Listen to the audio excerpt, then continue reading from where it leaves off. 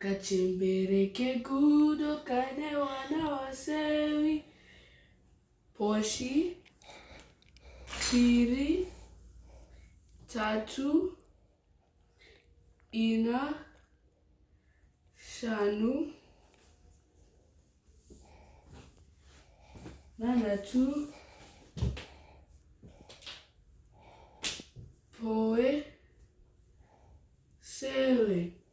Kane wana wasewe, kachifamba kachikwira makomo, kachifamba mangwenani, kachichaka zvekudya. Kana kaguta unounzwa yuyuyu yuyuyu kwenyu kwenyu yuyuyu kachikwira makomo, kachifamba mangwenani, kachichaka zvekudya.